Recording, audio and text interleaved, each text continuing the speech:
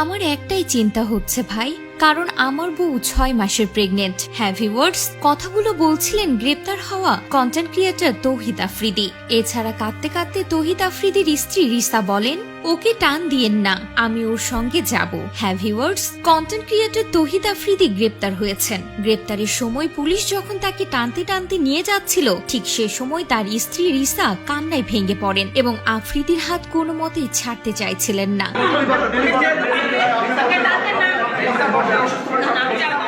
যখন পুলিশ তাকে টানতে টানতে নিচে নিয়ে যাচ্ছিল, তখন রিসা বারবার বলছিল, ওকে টান দিয়েন না, আমি ওর সঙ্গে যাব।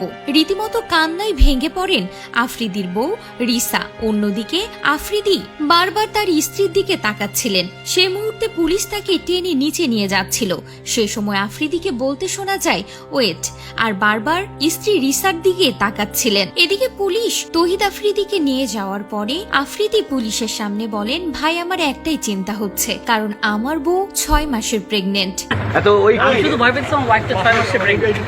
এ সময় একজন পুলিশ তৌহিদ আফ্রিদির হাত ধরে থাকায় আফ্রিদি বলে, ভাই সবাই জানে আমি কেমন ছেলে, আমি তো পালাবো না। আফ্রিদি আরো বলেন, এটা আমার দাদার বাসা, আমি দাদার কবর জিয়ারত করতে এসেছিলাম, আমি কেন লুকিয়ে থাকবো।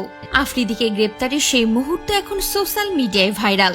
স্বামীকে গ্রেপ্তার করায় কোনো মতে মেনে নিতে পারছে না রিসা, তাই তো কান্নায় ভেঙে পড়ে বারবার অনুরোধ করছিলেন যেন আফ্রিদিকে কোনোভাবে নিয়ে না যাওয়া হয়।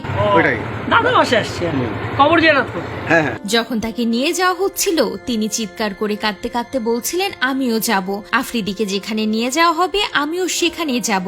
আফ্রিদির পিছে পিছে হাঁটতে থাকেন তার স্ত্রী রিসা।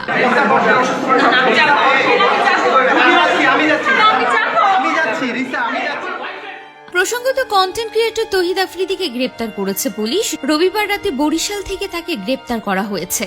জানা যায়, রবিবার সন্ধ্যায় বরিশাল নগরীর বাংলা বাজারের ডায়াগনস্টিক সেন্টারের পাশের একটি বাসা থেকে তাকে গ্রেপ্তার করা হয়। তাকে ঢাকায় পাঠানো হয়েছে।